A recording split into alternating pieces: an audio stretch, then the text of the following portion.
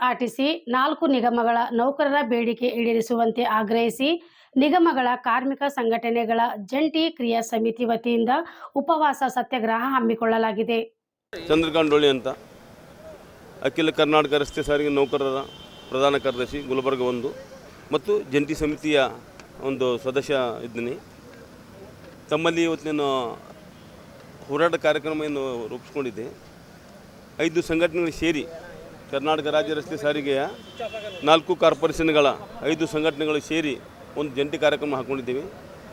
Total ಇಲ್ಲಿವರೆಗೂ ಒಂದು 6 ತಿಂಗಳ ಅವಧಿಯಲ್ಲಿ ಸಾರಿಗೆ ಮಂತ್ರಿಗಳನ್ನು ಭೇಟಿಯಾಗಿ, ಮುಖ್ಯಮಂತ್ರಿಗಳನ್ನು ಭೇಟಿಯಾಗಿ, ನಮ್ಮ ಆಡಳಿತ ಮಂಡಳಿಯ ವ್ಯವಸ್ಥಾಪನ ನಿರ್ದೇಶನ ಭೇಟಿಯಾಗಿ ನಮ್ಮ ಬಹುಮುಖ್ಯ ಬೇಡಿಕೆಗಳೇನಿದೆ 38 ತಿಂಗಳ ಏನು ಅರಿಯಾಸ್ ಇದೆ, ವೇತನ ಪರಿಷ್ಕರಣೆ ಬಾಕಿ ಅಮೌಂಟ್ ಇದೆ. 1/1/2021ರಿಂದ 1/1/2020 ಏನು ವೇತನ ಪರಿಷ್ಕರಣೆ ಇದೆ, 38 ತಿಂಗಳ ಬಾಕಿ ವೇತನ ಪಾವತಿ ಆಗಬೇಕು. ಮತ್ತು 1/1/2024ರಿಂದ ಇನ್ನು ಹೊಸದಾಗಿ ಏನು ವೇತನ ಪರಿಷ್ಕರಣೆ ಜಾರಿಯಾಗಬೇಕು, ಅದನ್ನು ಶೀಘ್ರವಾಗಿ ಮಾಡಬೇಕಂತ ವಿನಂತಿ ಮಾಡ್ತಾ ಇದ್ದೀವಿ. ಜೊತೆಗೆ ಶಕ್ತಿ ಯೋಜನೆ ಏನು ಅಮೌಂಟ್ ಇದೆ ಸರ್ಕಾರದಿಂದ ಸಾರಿಗೆ ಸಂಸ್ಥೆಗಳು ಕೊಡಬೇಕು, ಅದನ್ನು ಕೊಡಬೇಕಂತ ಕೇಳ್ತಾ ಇದ್ದೀವಿ. ಸುಮಾರು 6,500ಗಿಂತ ಹೆಚ್ಚಿಗೆ ಎಂಪ್ಲಾಯ್ಸು 2020ರಿಂದ ರಿಟೈರ್ಡ್ ಆಗಿದ್ದಾರೆ. ಜನವರಿ 2020ರಿಂದ ಅವ್ರದ್ದು ಏನಿದೆ ಗ್ರ್ಯಾಚ್ಯುಟಿ ಡಿಫರೆನ್ಸ್ ಅಮೌಂಟ್ ಇದೆ, ಎನ್ಕ್ಯಾಶ್ಮೆಂಟ್ ಡಿಪೆಂಡ್ ಅಮೌಂಟ್ ಇದೆ, ವೇತನ ಪರಿಷ್ಕರಣೆ ಅಮೌಂಟ್ ಇಲ್ಲಿವರೆಗೂ ಪೇಮೆಂಟ್ ಮಾಡಿಲ್ಲ. ಅವರು ಕೂಡ ವೇತನ ಪರಿಷ್ಕರಣೆ ಮಾಡಬೇಕು. ಏನು ಡಿಫರೆನ್ಸ್ ಅಮೌಂಟ್ ಇದೆ ಸರ್ಕಾರ ವತಿಯಿಂದ ಅವ್ರು ಕೊಡಬೇಕಂತ ಮನವಿ ಮಾಡ್ತಾ ಇದ್ದೀವಿ.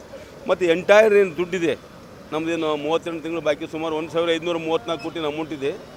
ಒಂದೇ ಕಂತಿನಲ್ಲಿ ರಾಜ್ಯ ಸರ್ಕಾರದಿಂದ ಪಾವತಿ ಮಾಡಬೇಕಂತ ತಿಳಿಸಿ ಜಂಟಿ ಸಮಿತಿಯಿಂದ ಕಾರ್ಯಕ್ರಮ ಹಾಕ್ಕೊಂಡಿದ್ದೀವಿ.